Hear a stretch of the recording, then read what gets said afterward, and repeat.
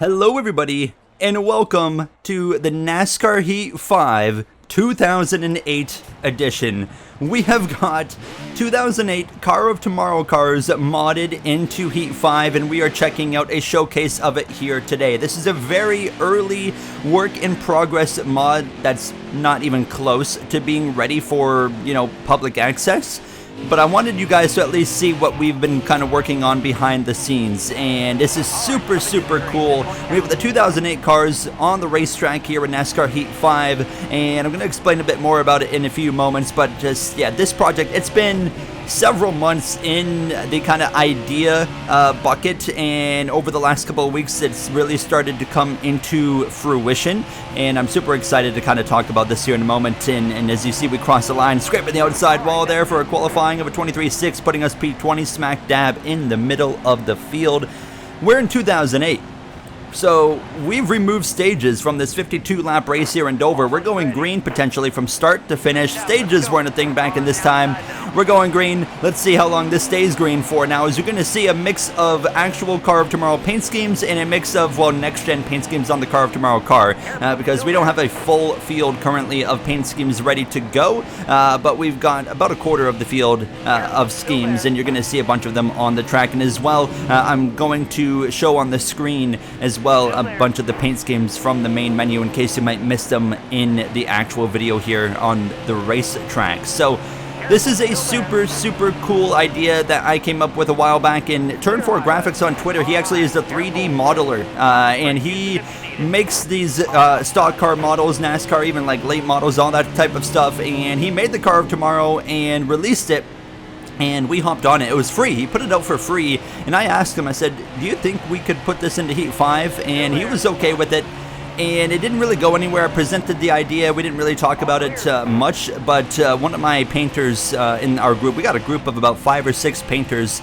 And we have been having a blast on this Heat 5 game, of course, for quite some time now. And we are all ready, though, to move on to NASCAR 25. I can tell you that. But Artel Contar, huge shout out to him. He came up and said he really likes this idea and he wanted to help out. And he's been cooking up these Car of Tomorrow paint schemes. He has been, as well, even took the initiative to learn how to model these cars into the game, and he's done a phenomenal job. Now, there is a few issues you're going to see right here, and we don't really know where to go from here on fixing it. Is you kind of see the car's texture get a little bit weird. See that car up ahead? It's kind of black. So when you get closer to it, it will kind of return back to normal. And we found that it seems like it's mainly with the Toyota body that's having that issue. So not quite sure why it's doing that. And as well, you'll notice the windows. So the rear window, the side windows, even the front windshield, they're just kind of black. That's like we've got maximum tint on the cars. Not really sure what we can do about that yet either. But still, like I said, this is a very early work in progress. So you just got to kind of be patient while we see if there's anything we can do there. But yeah, huge shout out to Artel Contar in the work he's done in making this happen as we continue to work our way through the field. Now P12 looking for P11 here with 52 laps of racing in this race. And I mean, it's just so cool to be able to relive this era of NASCAR. 2008, I had only watched maybe a couple of races in 2008 to be completely honest. I would have been 7 years old at the beginning of the 2008 season. I didn't really know still a whole lot about NASCAR. I was still getting into it. Jeff Gordon was my favorite driver at the time. The only 2008 race I remember was Las Vegas, where Jeff Gordon went head-on into the inside wall with like 2 laps to go, and it was a really awful spot. Actually, I think it was like 5 laps to go. And fortunately, he ended up being okay, but I remember as a little kid, I was like crying. I was like, oh my God, he's dead. Fortunately, he was not dead. He was okay. But still an era that I didn't really get to experience a whole lot, and it's cool to kind of bring it back here and experience some of these iconic schemes though that I still remember seeing. And it might not be the most pretty era of NASCAR cars, of course. It's got a big wing on the back. It's got that, of course, weird front bumper with the splitter and then the indent in the front bumper. It looks weird compared to any other generation of NASCAR, but it was the first ever NASCAR car that I was really introduced to, and I've always been kind of nostalgic for it because of those reasons, and I've always thought it looks super cool. So I've always wanted to kind of do something with the Car of Tomorrow era. And you guys know, if you've watched this channel, I'm not really big on playing older games. So bringing these cars into NASCAR Heat 5 is kind of a really cool way to kind of bridge that gap of, okay, well, we're not really on an old game, and now we can bring this Car of Tomorrow era into this game. Now, this is not the only type of cars we've been modding into Heat 5. Later in the week, I'm going to be doing another video with a different kind of car, and I'm not going to tell you guys what it is yet, but I'm trying to think if I can give you a hint, but the only way I could give you a hint is if I pretty well gave it away, so I'm not going to give you guys a hint.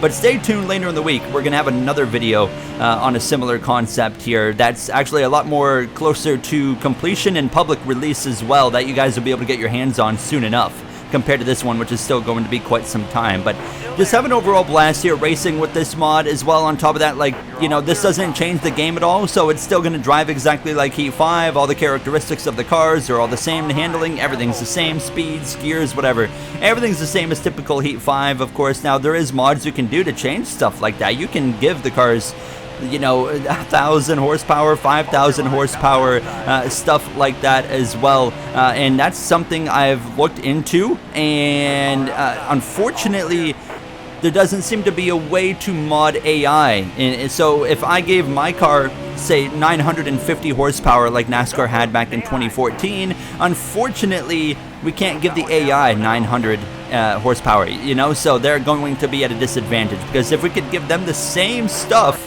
I would be all over that, and that would be super cool if we could have, you know, more horsepower and kind of little changes like that. But unfortunately, yeah, it's just not going to happen.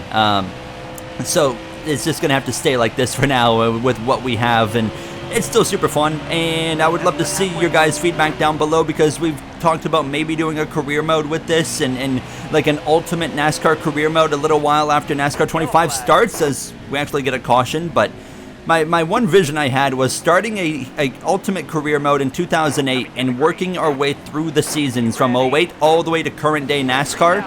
This would be a several year project, you know. It would be a long time in the making, and it would take a long time to complete, and I don't really know if I'm going to do it or not, but it's certainly an idea. There's definitely a world where we could do a 2008 playthrough though, so stay tuned on that, but that's still a little ways out. Like, this is stuff that would be happening, you know, a while after NASCAR 25 releases, and we're still a few months away from that even. So I'm not gonna really get ahead of myself.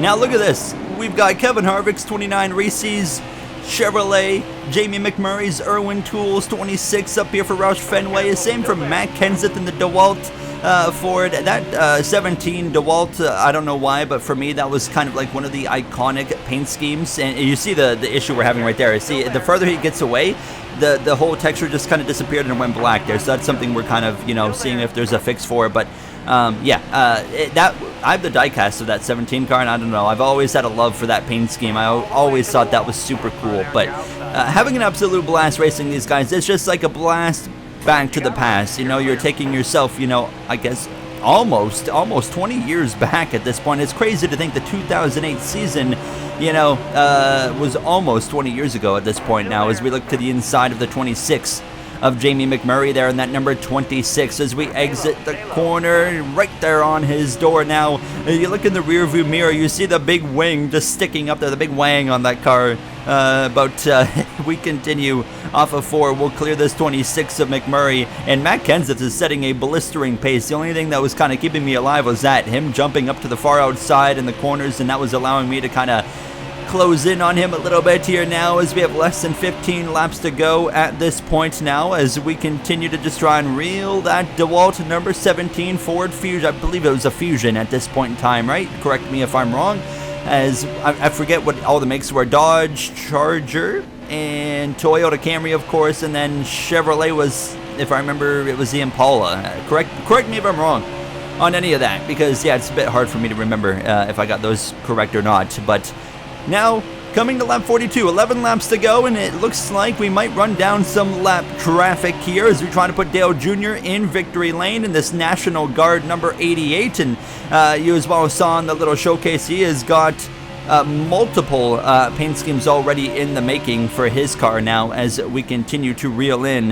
this number 17 here as we roll through 3 and out of turn 4, hitting the apron there, sliding up the racetrack. That's what you don't want to do here from Dover. 10 laps to go, and again, that 17 says, you know what, I'm going all the way up to the outside here, and you can actually, the AI, you can see they do get a bit of a run, but they don't gain enough on the exit running the top compared to what they lose to myself when I'm on the bottom in the middle of the corner. So it's just not a feasible strategy. But as you can see here, as we get closer, the texture comes back in. So that 17 car, although it's a Ford, it's on a Toyota body currently, and like I said, this kind of texture issue we've been finding, it's specifically on the Toyota, but it's of course, kind of weird how that happens. I don't really know, what we can kind of do there, but nonetheless, we've run down lap traffic in these closing laps here. Matt Kenseth has a decision to make. You got the Michael Waltrip 55 there for Napa Auto Parts up ahead.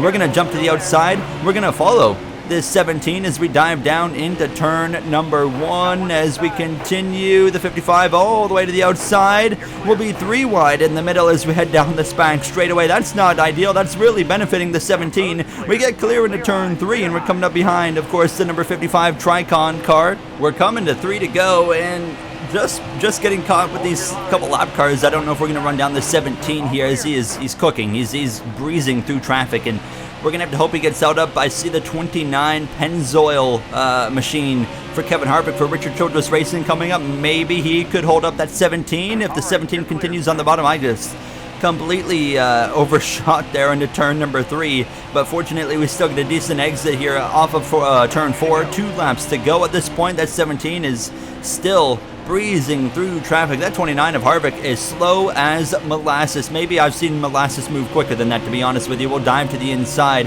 We'll clear him into turn 3, coming to the final lap of this race, and it looks like it's pretty clear sailing for Matt Kenseth on the exit of turn 4. Down the front straightaway, white flag is in the air as we debut the showcase for the 2008 mod. Hold on, Kenseth just jumped up to the outside. Oh my goodness, he's going to give me a chance. He's probably throwing here as we exit the corner.